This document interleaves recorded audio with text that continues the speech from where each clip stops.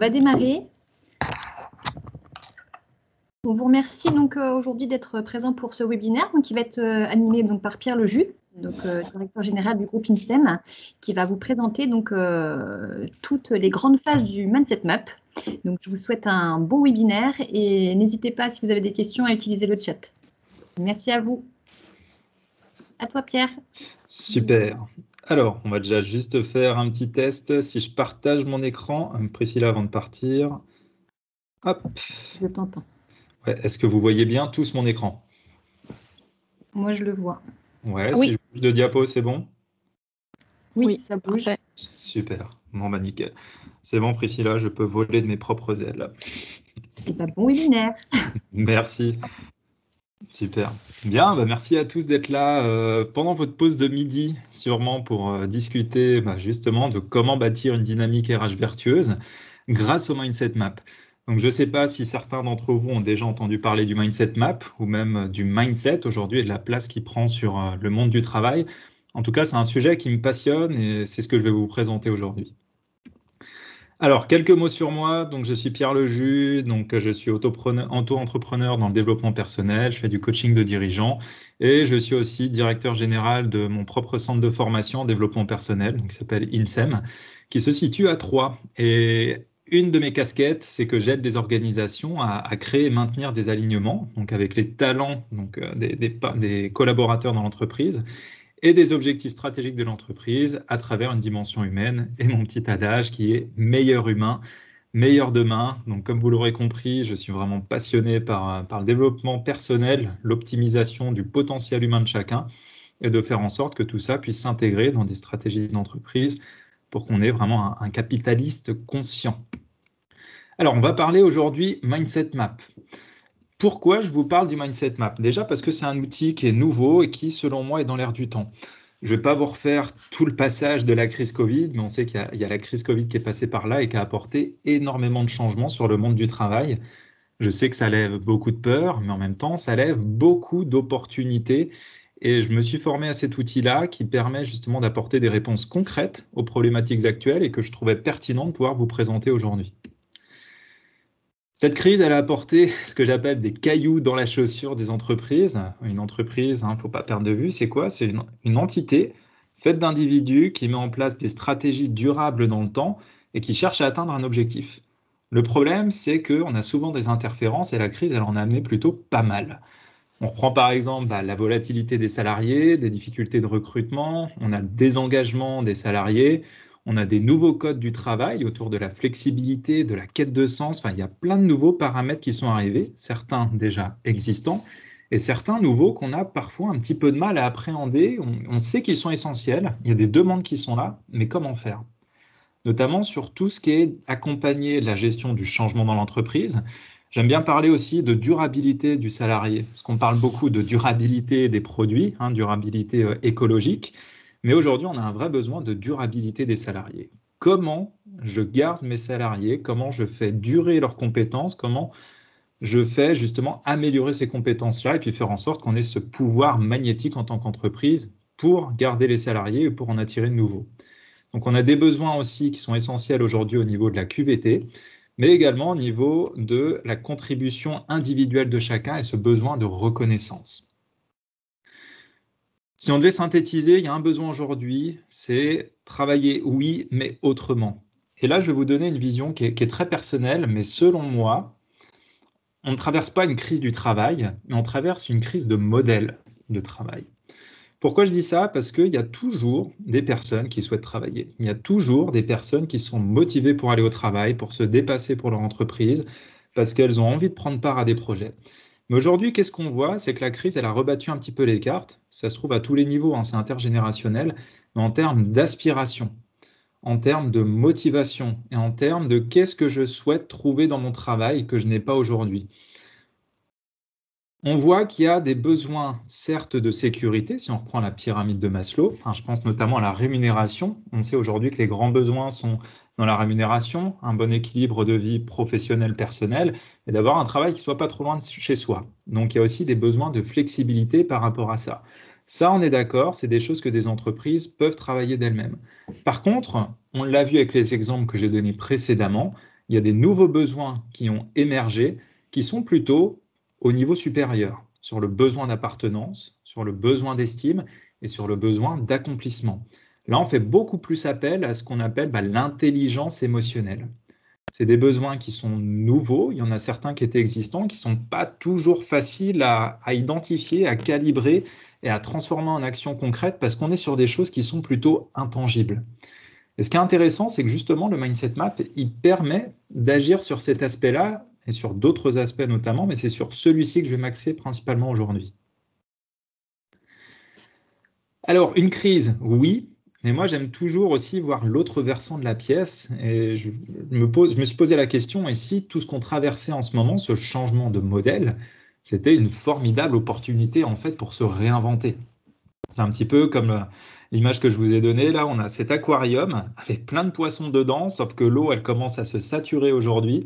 Ça génère des peurs et on voit, il y a deux profils d'entreprise. Il y a celles qui sont plutôt dans la réaction, comme on l'a vu pendant la crise, qui ne savaient pas trop comment gérer. On a vu pour ça des restaurants fermés, des boîtes coulées ou avoir des licenciements en masse. Et on en a d'autres qui ont su voir les opportunités dans cette situation et qui ont su changer de bocal pour se réinventer, mais ce qui implique forcément de prendre des virages stratégiques, de prendre en compte ces nouveaux paramètres qui rentrent dans la matrice. Et je pense vraiment qu'aujourd'hui, ce n'est pas une question de mode, c'est vraiment des tendances de fond qu'il faut prendre en considération dans sa stratégie d'entreprise, dans sa stratégie de management ou dans toutes les stratégies RH qu'on peut mettre en place. Alors, le Mindset Map, je vais essayer de vous le présenter très rapidement et de vous donner quelques cas concrets aussi pour que vous puissiez vous projeter sur cet outil.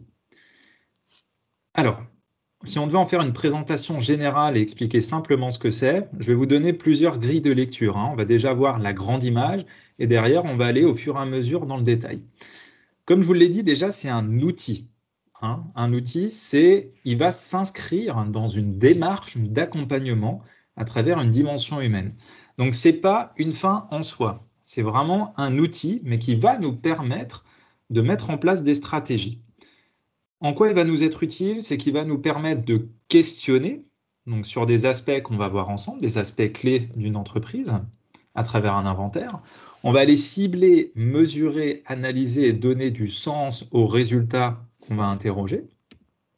Et enfin, ce qui va nous permettre de mettre en place le travail stratégique avec l'entreprise. Donc vraiment, l'idée du Mindset Map, avant que je vous explique les champs d'application possibles, la grande image que je peux vous donner, c'est qu'il sert à ça. C'est de cibler les aspects clés, de mesurer les bonnes informations pour mettre en face les bonnes stratégies et les bonnes ressources.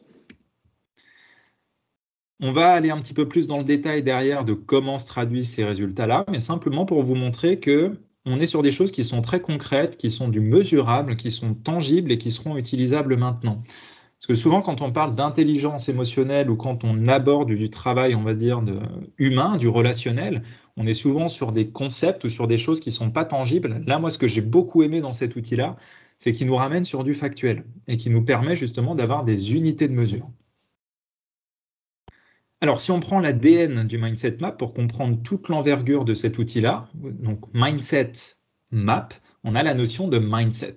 Et pour moi, le mindset, c'est un petit peu ce facteur X qui sera très attendu demain. On entend par mindset une attitude ou un état d'esprit qui va déterminer comment une personne perçoit et réagit aux situations et aux événements. Et ça, aujourd'hui, c'est fondamental parce que la crise, elle nous a montré quoi? Qu'elle a poussé les gens dans des peurs, et ces peurs-là les ont amenés à avoir des réactions différentes de celles qu'on a connues avant. Et c'est aussi le cas dans les entreprises. L'avantage avec le mindset, c'est qu'il n'est pas fixe. C'est pas comme la personnalité, on a des grandes tendances qui reviennent souvent. Le mindset, c'est un petit peu comme un logiciel qu'on va pouvoir mettre à jour, qu'on va pouvoir reprogrammer. Et justement, grâce au Mindset Map, on va pouvoir prendre en considération ce mindset, le séquencer en grands piliers stratégiques. On va pouvoir identifier, mesurer ces aspects-là pour pouvoir les travailler à des fins stratégiques dans une stratégie globale d'entreprise. Et on sait que le mindset, il est reconnu comme un facteur essentiel dans le sport et dans le succès. Mais aujourd'hui, en entreprise, on en entend de plus en plus parler. Il y a certaines entreprises qui ont déjà mis ce paramètre en compte, mais est-ce qu'il est poussé à un niveau assez suffisant aujourd'hui par rapport aux attentes actuelles? Ça, j'en suis peut-être un petit peu moins sûr. Et on a ce côté mindset map. Donc map, hein, si on traduit en anglais, qui veut dire carte. L'idée, c'est quoi? C'est de pouvoir cartographier, d'identifier à différents niveaux. Donc, on peut le faire à un niveau individuel, à un niveau collectif. C'est de comparer en fait l'alignement des différents indicateurs, donc entre les piliers stratégiques d'une entreprise qu'on va voir ensemble, les compétences de chacun et leur optimisation. Ce qui est intéressant de garder en conscience pendant toute l'explication que vous allez avoir par la suite, là, c'est que notre façon de penser, c'est un petit peu comme notre carburant. Il est au cœur du système, il est au cœur du changement. C'est la manière dont vous pensez qui va définir vos représentations et donc la qualité de vos actions, et par conséquent qui va déterminer vos résultats. Ça, on a beau le savoir, mais au sein d'une entreprise, c'est pareil. Et je vous disais, ça se joue à la fois au niveau individuel, ça se joue au niveau collectif, par exemple, par secteur, comme par exemple le secteur marketing, le secteur RH, secteur comptabilité, mais ça se fait aussi à une dimension beaucoup plus large qui est celle de l'entreprise. On a des façons de penser individuelles, oui, mais on a aussi et surtout des façons de penser collectives dans un système. Et les résultats qu'on va obtenir, toute cette façon de penser, elle impacte forcément la culture de l'entreprise, le bien-être, la performance, le recrutement, le relationnel. Donc elle est fondamentale, elle est au cœur du fonctionnement d'une entreprise. Alors le mindset map, il va être fait pour qui? Ça va être un outil qui va être facilitateur pour les dirigeants, pour les RH, pour les managers, les entrepreneurs, les intrapreneurs et aussi les coachs. Donc vous comprenez que c'est plutôt des personnes qui vont être un petit peu décideurs, qui vont être plutôt dans la gestion de projet ou dans le management d'équipe. Et pourquoi utiliser le mindset map? On va avoir plusieurs cas d'application possibles. Ça va être par exemple d'initier et d'accompagner le changement au sein d'une entreprise. Ça peut être aussi pour mettre en œuvre un projet, individuel ou au niveau collectif. Donc individuel, ça peut être un plan d'évolution de carrière, essayer de planifier des formations sur la base d'identification de facteurs qu'on aura vus ensemble, ou au niveau collectif, pour un changement de réorganisation complète d'un secteur de travail ou pour une stratégie ou pour une gestion de projet. Ça va être aussi d'aligner les équipes, donc par secteur, mais aussi avec l'entreprise, de mobiliser, de motiver et de fidéliser ses collaborateurs.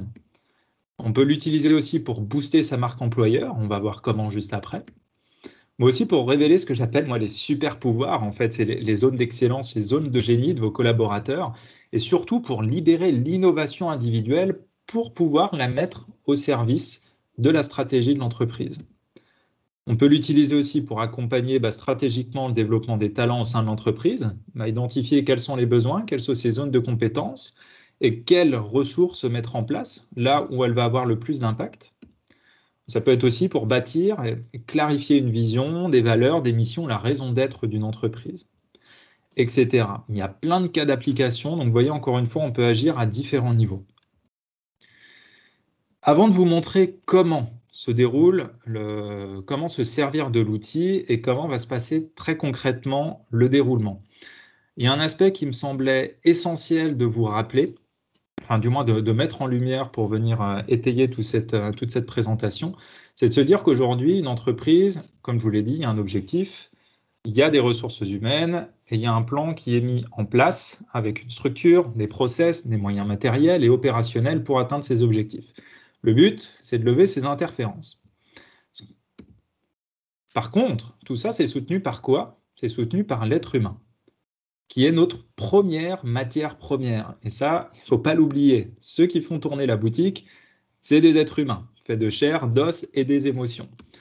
Et leur carburant à ces êtres humains, c'est quoi? C'est la passion. Déjà, la passion, c'est qu'est-ce que j'aime faire? Qu'est-ce qui va me donner envie, par exemple, de postuler à cet emploi-là, ou qu'est-ce qui va me donner envie de venir le matin? Ça va être aussi mon rôle. Quelle est ma contribution dans le système? Quelle est mon utilité? Et là, ça fait appel aussi déjà à la quête de sens, au besoin de reconnaissance, ce besoin de considération. Je ne suis pas juste une compétence, je suis moi. Je suis la somme de tout ce qui fait qui je suis. J'ai des choses à apporter. Voilà, j'ai ma contribution dans le système. Et ça, c'est motivant. Ça va être aussi la mission. Comment je fais concrètement? Donc, comment j'incarne ce rôle-là et comment ça se traduit très concrètement dans la matière, dans les faits, dans ma vie de tous les jours. On va avoir aussi un autre carburant qui est l'ambition, donc là qui permet de conjuguer les aspirations à la fois personnelles et professionnelles, et c'est ce qui me pousse à aller plus loin. Donc là, quand on commence à réfléchir en termes de durabilité du salarié, de comment je conserve mes talents sur du long terme dans l'entreprise, l'ambition, qui est souvent tabou malheureusement dans notre système, mais moins dans le système anglo-saxon, il est fondamental à pouvoir identifier, à les questionner, à pouvoir mesurer. Et enfin, la vision, ce en quoi je crois et auquel je veux appartenir. Ça fait partie de la marque employeur. Pourquoi certaines personnes vont se dépasser, vont vouloir absolument aller travailler chez Google, chez Apple? C'est parce qu'il y a des visions qui les inspirent. Ils se reconnaissent à ça. Et là, ça devient intéressant pour une entreprise que quand on a cette marque employeur, quand on a cette attractivité, on ne sélectionne plus des compétences, parce que les compétences, on sait qu'elles se battent un petit peu au portillon pour venir rentrer chez nous. Par contre, ce qu'on va aller chercher, c'est des gens qui ont une attitude et qui ont une mission, une passion, un rôle, une ambition qui va s'intégrer dans cette vision d'entreprise. Et là, ça facilite grandement la tâche. Et je pense vraiment que dans le travail de demain, l'entreprise a un rôle à jouer justement à communiquer sur ces aspects-là et que l'aspect de l'attitude, des soft skills ou tous ces aspects-là vont être primordiaux dans le côté de recrutement et d'intégration des salariés. Donc, travailler sur tous ces aspects-là, c'est se garantir quoi? C'est se garantir un alignement des équipes, une optimisation des potentiels, de libérer l'innovation individuelle, l'intelligence collective et la durabilité des salariés. Je vous ai mis ça et au-dessus, je vous ai mis l'IA, l'intelligence artificielle. Ce sera un vaste débat sur lequel j'aimerais beaucoup partir avec vous, mais je crois qu'on ne va pas avoir le temps aujourd'hui. Mais c'est aussi de réfléchir au step d'après, à l'étape d'après. Vous avez vu qu'en peu de temps, si on parle de ChatGPT, il est arrivé sur le marché, il est en train de bousculer de nombreux métiers. On sait que l'IA est en train de prendre des dimensions assez phénoménales, ça va à une vitesse assez folle. Et aujourd'hui, tout ce qui va être du process, de la structure, du moyen matériel opérationnel, il va y avoir des solutions qui vont dépasser très largement nos capacités humaines par l'IA. Et je pense vraiment qu'aujourd'hui, on a tout intérêt à se tourner sur ces aspects-là, donc les carburants de l'être humain que je viens de vous montrer, pour optimiser, nous, notre potentiel humain, optimiser nos capacités, si on peut les appeler comme ça, intellectuelles, mais optimiser aussi nos capacités de relationnel et de travailler ensemble, de cohésion. Je pense vraiment qu'il y a quelque chose à faire à ce niveau-là. Et derrière, d'agir à tous ces aspects-là, ça va nous permettre quoi? De sortir aussi de ce système de silos. Je crois qu'il y a vraiment des tendances aujourd'hui qui poussent dans ce côté-là, de se libérer au maximum des interférences qu'on peut avoir entre les différents secteurs d'une entreprise et encourager justement ce travail d'équipe à travers un alignement, à travers des missions, des rôles, des passions, des ambitions et des visions qui sont clairement définies. Et encore une fois, on retombe sur ces aspects de la pyramide de Maslow. On travaille très clairement sur des aspects émotionnels, de besoin d'appartenance, d'estime et d'épanouissement. Encore une fois, on a plusieurs dimensions de travail possibles. Donc, vous l'aurez compris, on peut travailler sur des stratégies globales d'entreprise. On peut voir très large. On peut intervenir un petit peu plus chirurgicalement, je vais y arriver, au niveau des équipes. Mais on peut très bien aussi intervenir à un niveau individuel. Je pense par exemple utiliser cet outil-là pour des entretiens annuels. Ça peut être pour de l'évolution de poste ou pour la reconversion professionnelle. Où moi je fais également des bilans de compétences. Pour des bilans de compétences, c'est des outils qui trouvent tout à fait leur place dans ce processus. Alors, je vous ai donné la grande image du mindset map et quelle peut être sa place dans la stratégie d'entreprise et sur le monde du travail d'aujourd'hui et de demain. Maintenant, dans les faits, très concrètement, comment ça marche? La première étape, je vous ai dit, il y a une phase de questionnement. On va réaliser un inventaire. On va aller à la pêche aux informations. Hop. Alors, l'idée, c'est quoi? C'est de répondre à tout un ensemble de questions qui vont être adaptées par rapport à des objectifs qui vont être préalablement fixés. Donc après, tout dépend du type d'accompagnement qu'on a. Je vous ai dit, c'est un outil qui s'intègre dans une dynamique d'accompagnement. On fixe un objectif avec l'équipe. On peut se fixer un sous-objectif avec la personne avec qui on va réaliser cet inventaire-là. Et le but, c'est d'adapter les questions. Pourquoi? Tout simplement déjà pour réaliser un audit, on va faire un état des lieux de la situation dans laquelle il se trouve par rapport aux objectifs qui sont fixés, par rapport aussi à des grands indicateurs qu'on va voir tout de suite après.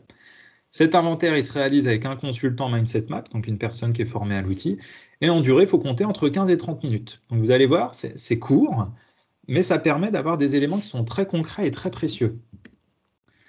L'inventaire est plutôt sympa. Donc, vous voyez, on a 3 pages de questions qui sont formulées sous cette manière-là. On a quelque chose qui est assez dynamique, qui est très simple. Et l'idée, c'est simplement pour chaque question d'aller évaluer où la personne se situe entre 1 et 10. Et nous, notre rôle en tant que consultant, c'est d'aller questionner, d'aller un petit peu challenger, de se donner une idée aussi de l'échelle de notation, comment ça le représente, et de bien s'assurer que ce questionnement reste 100% focus par rapport aux objectifs qui ont été fixés.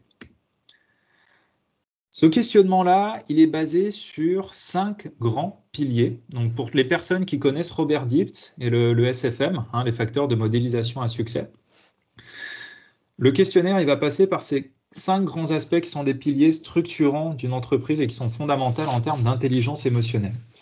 On va avoir le premier qui est la passion. La passion, c'est comment je me connecte à ce qui me fait plaisir et qui me donne la motivation. Moi, comme je dis toujours, vous avez beau avoir la plus belle voiture, si vous n'avez pas de carburant à mettre dedans, vous n'avancez pas, elle ne vous sert à rien. C'est exactement pareil en entreprise, une personne qui n'est pas motivée, on a tous connu ça, il n'y a rien de pire que d'essayer de travailler avec une personne qui n'est pas motivée, qui ne va pas faire d'efforts, qui ne va pas être impliquée, et derrière, qui risque aussi de faire des erreurs et tirer l'équipe vers le bas. Donc l'idée, c'est de travailler à la fois sur la passion, de pouvoir le questionner, de travailler aussi sur l'ambition. On va le brasser assez rapidement, mais l'idée, c'est ce que vous souhaitez concrètement réaliser pour vous demain à un niveau professionnel. Donc en tant que RH, c'est super intéressant pour savoir comment se projette la personne au niveau professionnel, questionner ses aspirations et de voir comment je pourrais la garder dans l'entreprise, qu'est-ce que je pourrais mettre en face pour qu'elle se sente comblée par rapport à son ambition ou par rapport au projet, si on est dans le cadre d'une gestion de projet, comment la personne se voit dans ce projet-là sur du long terme. Comme ça, on va pouvoir la positionner au bon endroit. D'aller questionner aussi le rôle, c'est qui est-ce que vous devez être pour réaliser votre mission et votre ambition, c'est quelle place je dois occuper et quel est mon champ d'action par rapport à ça. Et ça, c'est important parce que dans certaines entreprises, dans certains projets, le rôle, il n'est pas toujours clair, les frontières ne sont pas toujours claires, ce qui peut amener à pas mal de problématiques. Et puis en même temps, on perd de la ressource. On va aller questionner aussi l'aspect de la mission. Donc, c'est quelles sont vos actions et votre contribution unique dans la réalisation du projet ou de la vision. Donc là, super intéressant pour travailler sur tout ce qui est les liens qu'on peut avoir entre les différents membres de l'équipe, créer un alignement et puis surtout mettre les compétences au bon endroit et identifier s'il y a besoin de compétences en plus pour pouvoir proposer les formations ou les ajustements nécessaires adéquats. Et enfin, on va avoir aussi tout un aspect qui va être lié à la vision. Et là, c'est qu'est-ce qu'on souhaite voir se produire à long terme. Donc là, on a mis dans le monde. Mais vraiment, l'idée, c'est montrer comment moi j'adhère à la vision de l'entreprise. Ou pour une entreprise, ça va être simplement de clarifier sa vision pour pouvoir mieux vendre ses produits, gérer de l'intérêt et pouvoir prendre un positionnement qui soit peut-être plus clair sur le marché. Donc, vous voyez, on a un aspect vision, on peut travailler en termes d'entreprise sur le marché, l'ambition sur les parties prenantes de nos investisseurs. Au niveau du rôle, on peut aborder aussi l'aspect des partenaires, des alliances. Et au niveau de la mission, comment on va gérer, comment on va manager nos équipes. Encore une fois, on peut avoir différentes grilles de lecture à différents niveaux en fonction du travail qu'on veut faire. Et il y a 3 dimensions qui sont prises en plus de ces grands piliers. Donc là, on est sur une strate au-dessus. La première dimension, on va dire que c'est la clarté d'ensemble. Donc c'est ces 5 grands piliers-là, donc sur tout ce qui est la passion, la vision, tout ce qui va vous faire vibrer et qui va vous donner envie d'aller plus loin. On va aller questionner aussi tout ce qui est le macro-mindset. Donc là, c'est tout ce qui est lié aux habitudes de succès, la priorisation des tâches et où est-ce que je vais mettre mon focus. Comment est-ce que je génère de l'énergie? Est-ce que je vais chercher du feedback? Est-ce que je suis plutôt dans l'exploration des opportunités? Comment je fais pour m'équilibrer aussi et puis avoir ce bien-être au travail? Est-ce que je m'informe des risques et des problématiques potentielles? Donc, on va aller vraiment voir cet aspect-là sur priorisation et focus. Et le dernier, on va être sur quelles actions concrètes je dois mettre en place en fonction des résultats que j'ai obtenus pendant l'inventaire. Si j'ai un manque dans un aspect, voilà, qu'est-ce que je dois mettre en place en priorité pour que ça ait un maximum d'impact sur mon travail. Donc, quand on a fait le questionnaire, derrière, on arrive avec des résultats qu'on va pouvoir interpréter. Donc, ce qui est intéressant dans ces résultats, c'est qu'il y a différentes grilles de lecture. Comme je vous l'ai montré, on va passer par les différents niveaux de mindset, donc le méta, le macro, le micro, ce que je viens de vous présenter juste avant, et on va aussi avoir un volet sur les compétences. Donc là, simplement pour vous donner un petit exemple de résultat, Typiquement, là, c'est un inventaire qu'on a réalisé avec un collaborateur pour une équipe, ce qui nous a permis d'arriver avec ces résultats-là au niveau du méta. Vous voyez, typiquement, au niveau de l'ambition, on a volontairement caché les noms, mais vous voyez, au niveau de l'ambition, là, on peut tout de suite voir qui sont les directeurs, les décisionnaires, une ambition qui est clairement affichée. Par contre, pour le reste de l'équipe, l'ambition était peut-être pas très claire. Si on reprend la direction, ok, d'accord, j'ai une idée de vers où on va, mais quel chemin on prend très clairement, on voit qu'il y a des disparités. Ce qui fait que naturellement, le rôle de chacun n'est peut-être pas clairement défini non plus. Donc, vous voyez qu'en fonction de ça, aller mettre les bonnes ressources, la bonne énergie au bon endroit, c'est pas forcément facile. Et c'est aussi source de conflit. Maintenant, sur un niveau un peu plus important, tout naturellement, dans l'investir son énergie et sa concentration, on voit qu'il y a des niveaux qui sont bien insuffisants. Une destination qui n'est pas claire, c'est peut-être dépenser son énergie au mauvais endroit. Pareil, de recherche feedback fréquent, on se rend compte que oui, il y avait des difficultés, mais est-ce qu'il y a eu un niveau de recherche de feedback de terrain qui soit suffisant pour répondre à ces problématiques? Visiblement, non. Donc à la fin, on arrive avec des graphiques qui sont très factuels, très concrets, qui sont mesurables à différents niveaux et on peut créer des parallèles.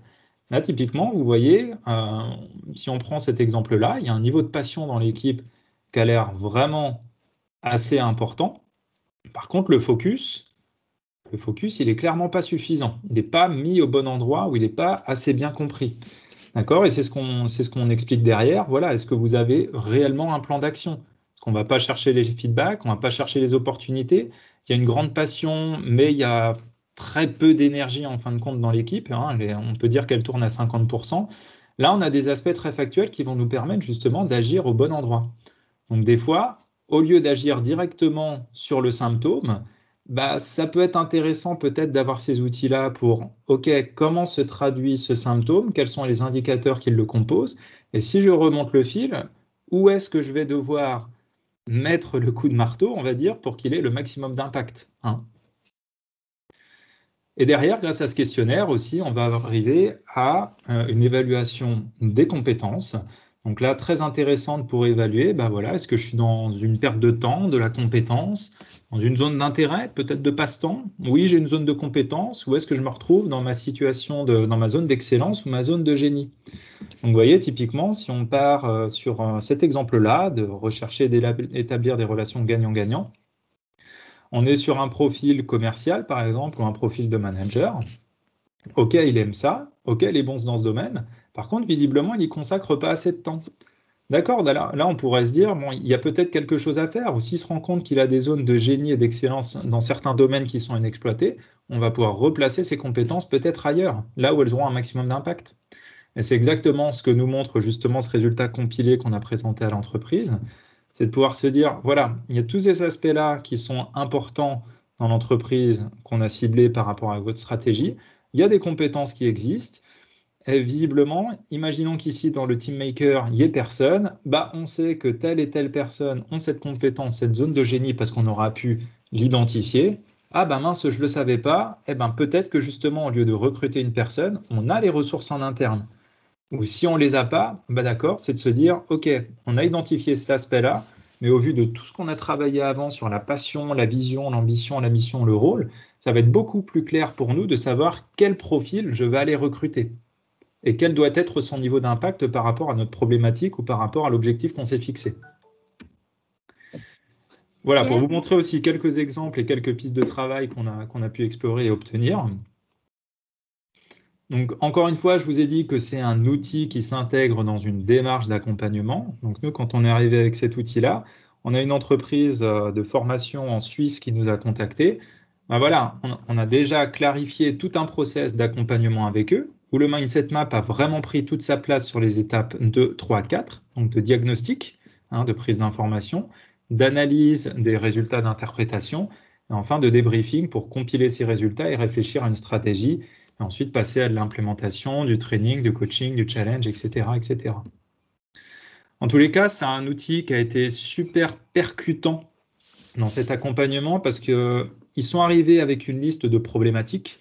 On était clairement sur de la gestion de crise pendant le Covid, avec des réductions d'effectifs, des budgets appauvris et puis des besoins aussi de réorganiser les effectifs.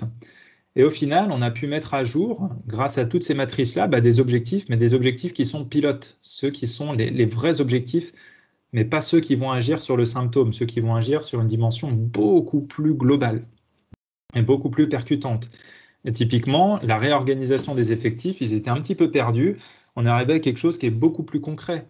Par exemple aussi le budget, un budget appauvri, d'accord, dans tous les cas, on sait qu'avec la crise, on n'en aura pas plus, mais c'est plutôt de travailler sur qu'est-ce qui nous différencie. Et ça, qu'est-ce qui nous différencie aujourd'hui? C'est typiquement ce travail-là. C'est tout le travail aussi de marque employeur, d'identification de nos spécificités, de notre ADN, de notre identité, qui va faire la différence auprès de nos clients, mais qui va faire aussi la différence auprès des personnes qui vont vouloir rejoindre l'entreprise. On va leur donner une raison de le faire. Ou même pour nous en interne, c'est d'avoir cette grille de lecture et de se dire, voilà, en termes de recrutement, je vais passer la personne en face de moi à travers ce prisme et voir si elle répond bien à notre vision, nos ambitions, nos missions et notre rôle. Donc, vous voyez en quoi il est important justement de pouvoir identifier ces piliers d'une entreprise. Et regardez, par exemple, si on travaille avec des partenaires, le fait d'avoir bien identifié son ambition et de bien avoir identifié son rôle, on va pouvoir prendre une position qui est beaucoup plus claire au niveau de ses investisseurs ou au niveau des partenaires et des alliances stratégiques. Et ça va être la même chose avec la mission et la vision. Quelle position je vais prendre au niveau de mes clients, comment je vais communiquer auprès d'eux et sur quels aspects différenciants je vais communiquer. Au niveau de ma mission, comment je vais faire les ajustements auprès de mes collaborateurs et comment, ensemble, on va créer une contribution authentique et significative, comment on va créer de la quête de sens, comment on va créer de l'adhésion. Pierre, et tu as derrière, une question? Oui, dis-moi. Tu as une question dans le chat. Est-ce que tu le vois ou est-ce que tu veux que je te la lise? Non, je ne le vois pas, s'il te plaît.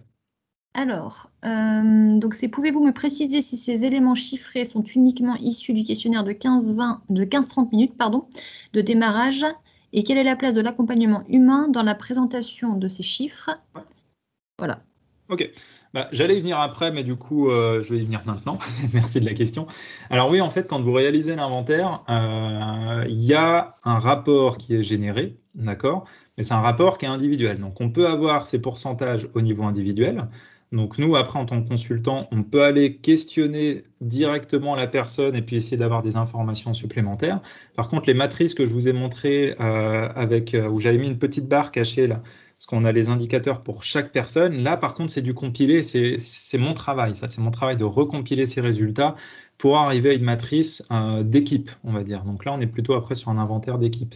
Et la deuxième question, c'est de savoir où se positionne justement le travail de la personne qui accompagne. Ça va être dans le questionnement pour guider cet inventaire.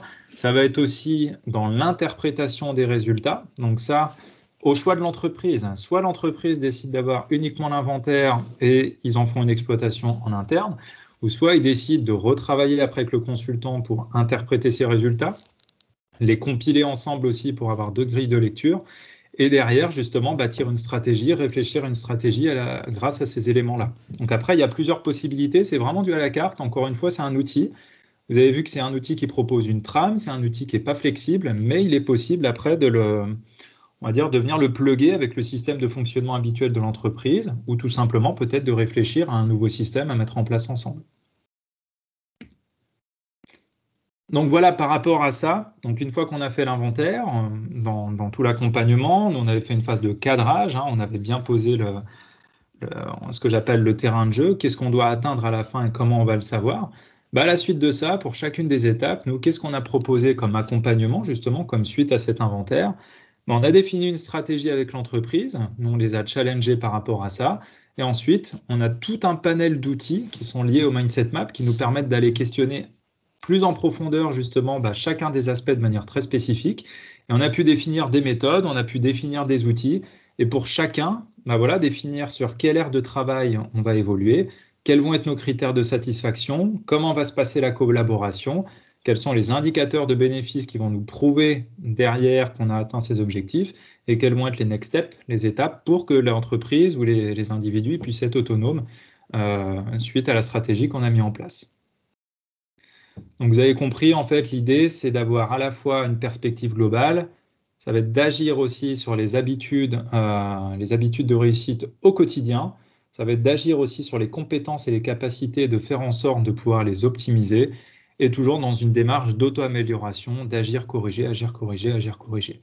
Donc encore une fois, ça peut être fait avec un consultant, mais après, c'est quelque chose qui peut se faire aussi en interne, hein. L'entreprise a le choix soit de bénéficier uniquement de l'inventaire pour disposer des informations et puis de se dire, bah, j'ai des outils en interne qui fonctionnent déjà, j'avais besoin de ces informations-là, super, maintenant je me débrouille avec. Ou s'il y a des projets qui sont plus importants, bah, de se dire, voilà, maintenant on travaille ensemble et puis on vous accompagne sur toute cette démarche-là, sur la base de l'outil Mindset Map, et peut-être d'autres outils aussi qu'on va vous apporter, parce qu'encore une fois, ce n'est qu'un outil. Mais généralement, c'est un outil qui est central quand on aborde ces thématiques-là. Donc au niveau de l'accessibilité, c'est toujours la question, qu'est-ce que ça m'apporte? On l'a vu, mais surtout combien ça coûte. L'inventaire, en général, on est sur du 250 € par inventaire, donc qui inclut l'explication avec la personne, qui inclut le temps de questionnaire et puis un petit temps de restitution aussi.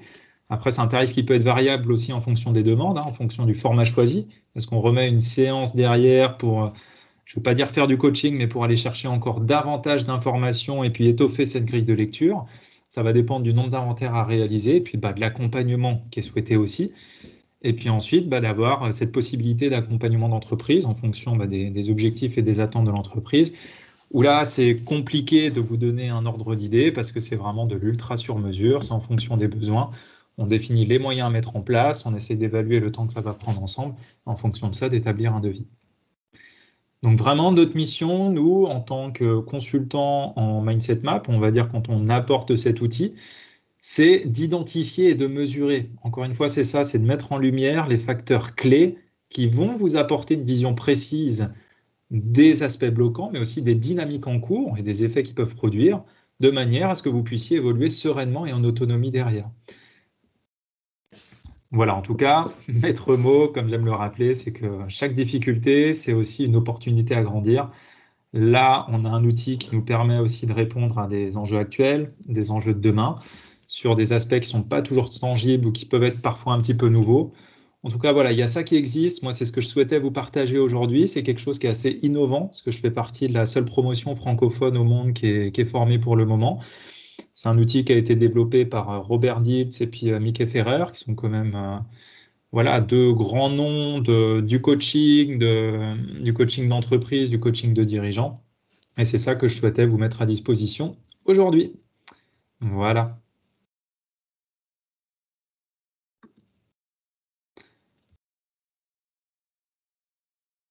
Alors, est-ce que vous avez des questions? Parce que je vois que j'ai quitté mon partage d'écran. Je vois qu'il y a des personnes, oui, mais je ne vois pas de tête. Il y a une autre question, Pierre, tu m'entends? Oui. Oui, d'une personne qui te demande quel type d'entreprise utilise ce système et les tailles des entreprises. Il y a vraiment de tout. Il y a vraiment de tout. Ça peut être aussi bien un entrepreneur qui va chercher, par exemple, à monter sa société sur la base de ce socle qu'on a vu, de la passion, de la vision, du rôle, de la mission, de l'ambition. Mais ça peut être aussi des TPE, ça peut être des PME, ça peut être des plus grandes entreprises. Là, je sais qu'on a un de nos collaborateurs qui travaille avec chez Orange, où là, on est sur plusieurs centaines de personnes. Donc vraiment, encore une fois, c'est un outil d'accompagnement qui peut être utilisé à des fins stratégiques sur différentes problématiques. Donc il n'y a pas de limitation de taille. Après, dans l'utilisation, bien sûr, on va séquencer le travail qu'on va faire ensemble pour que ça reste, pour qu'on ait des chiffres qui restent très précis et utilisables. Mais il n'y a pas de limite de taille d'entreprise. Est-ce qu'il y a d'autres questions? N'hésitez pas, vous pouvez activer vos micros pour poser vos questions. Je vais me permettre d'en poser une si c'est possible. Bonjour, Bonjour. Nathalie Deschassines, je travaille dans un centre de formation pour adultes. Typiquement, notre entreprise, le siège de notre entreprise est en région parisienne et nous avons plusieurs agences en France, donc un gros maillage territorial. Ouais. Une entreprise qui travaille pour chaque salarié avec des fiches de poste. Est-ce qu'à un moment, votre technique pour performer des équipes ou des individus, parce que c'est un petit peu de ça quand même, avec cette recherche d'analyse et de solutions, ne vient pas se télescoper avec des fiches de poste sur un cadrage d'entreprise générale? Parce que faire bouger les lignes, ça va demander au national de pouvoir peut-être commencer à réfléchir à travailler aussi les fiches de poste. Enfin, il y a des choses qui sont très ancrées dans certaines entreprises, hein, et parfois ça ne permet pas d'avoir cette agilité-là, en fait, hein. Ouais. Alors ça, après, c'est des problématiques, certes, qui existent. Après, j'ai envie de dire, c'est un choix aussi de positionnement. Télescoper, oui et non. Oui, ça peut venir télescoper, en effet, dans le sens où, bah voilà, si on apporte des nouveautés qui viennent un petit peu bouger les lignes d'un système existant et que c'est pas trop accepté ou que c'est une trop grosse structure à bouger, oui, ça peut être perçu comme limitant. Par contre, ça peut être aussi une belle opportunité de se dire, bah voilà, aujourd'hui, j'ai de nouveaux éléments pour étoffer ma grille de lecture, justement peut-être pour améliorer ces fiches de poste ou peut-être cibler davantage ces fiches de poste par rapport à mes profils d'employés. Et dans ce cas-là, bah, de l'utiliser plutôt comme une ressource pour se dire comment est-ce que je vais pouvoir faire évoluer le système. Après, je ne peux pas vous dire oui, dans tous les cas, ça va venir télescoper, non, non, ça va pas venir télescoper. Sur un niveau national, sur ce que vous me dites de ces institutions-là, quand on fait de la réorganisation, oui, je pense qu'il y a beaucoup de paramètres à prendre en compte, mais dans ce cas-là, l'outil peut venir aider. Après, bah, c'est une question de choix, hein, du top décision, par exemple, visiblement sur Paris, c'est eux qui prendront la décision de voir bah, comment ils se positionnent par rapport à ça. Après, à voir aussi en interne ce qu'il est possible de faire, mais peut-être que déjà au niveau régional ou au niveau local, l'outil peut être utilisé sans aller télescoper directement les fiches de poste, il peut être utilisé en interne pour travailler sur tout ce qui est la cohésion d'équipe, pour améliorer peut-être la communication, peut-être repenser bah, certaines tâches ou certains positionnements de salariés par rapport à des tâches à effectuer. Après, c'est vraiment du cas par cas. Je ne sais pas si ça répond à votre question. Si, ça répond à ma question. Et vous donner une réponse peut-être que j'attendais, qui est par exemple, oui, sur la cohésion d'une équipe, sur la communication. Oui, effectivement, là, ça peut être travaillé peut-être. Enfin, ça me paraît plus facile sur une Ouais. grosse entreprise avec un gros maillage territorial de travailler sur ces aspects-là que sur une agilité de mission réellement ou de poste, quoi. Ouais. Alors encore une fois, pour moi, les deux sont possibles, hein. Si on part vraiment sur, comment on va dire, sur de la cohésion d'équipe, ça peut se faire très facilement. Après, voilà, ça vient aussi bouger des lignes, mais c'est en ça que c'est intéressant. On l'a vu, les 5 aspects qui sont fondateurs de la cohésion d'équipe, c'est le rôle, la passion, l'ambition, etc. Et c'est ce qui fait derrière que bah, on va améliorer aussi ses résultats au sein de l'entreprise, qu'on va améliorer le relationnel aussi. Aujourd'hui, on sait que tout ce qui est la gestion de conflits, la communication, c'est des choses qui sont des questions d'actualité dans l'entreprise. Ça va permettre aussi de booster la marque employeur. Donc ça, c'est super intéressant. Et après aussi, en termes de recrutement, ça va pouvoir aider ces entreprises-là à bien cibler les profils qui sont recherchés. Ok, bah, je vous remercie. Je vous en prie.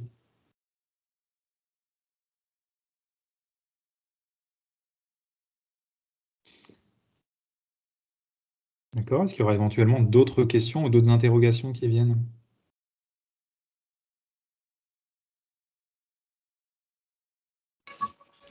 Oui, bonjour. Bonjour.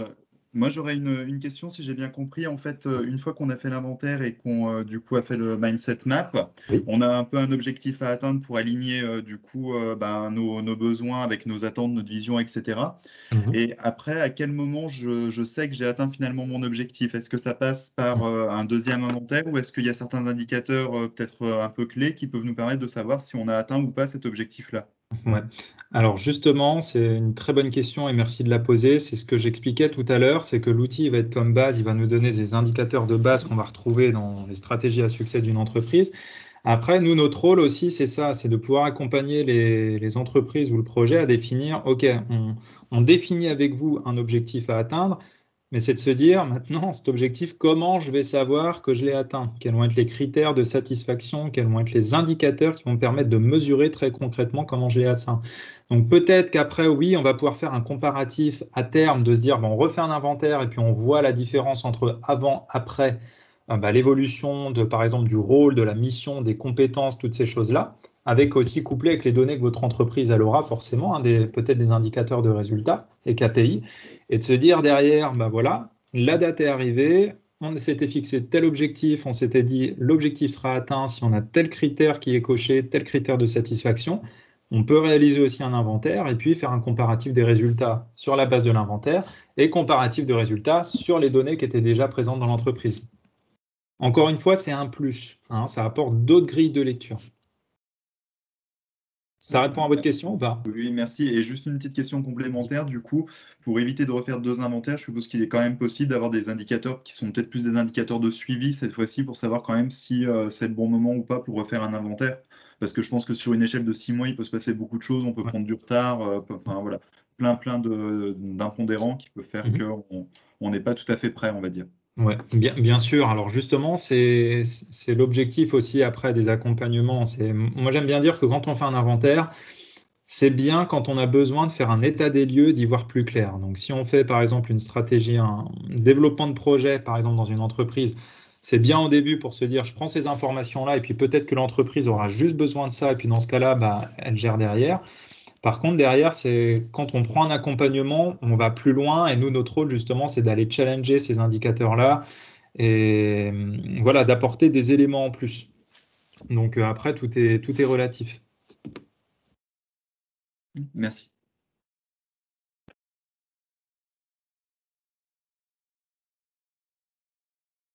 D'accord? Est-ce qu'il y aura d'autres questions?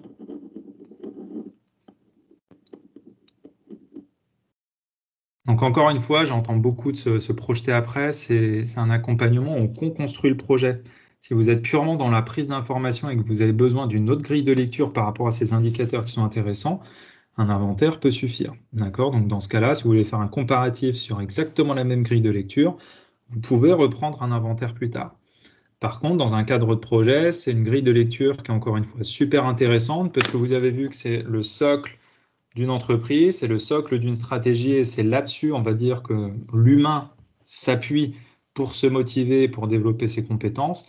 Et dans ce cas-là, derrière, nous, on réfléchit ensemble à co-construire un projet. On vient vous challenger, on propose un process d'accompagnement, on co-construit ensemble la stratégie ou alors on vous laisse voir la stratégie de votre côté. Et dans ce cas-là, il y a possibilité de faire des points après.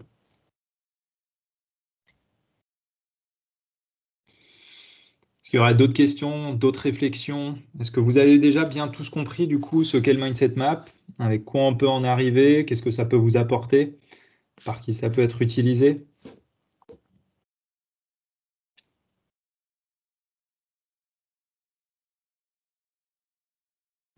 Vous pouvez juste mettre un petit oui ou un petit non dans le chat si vous le souhaitez.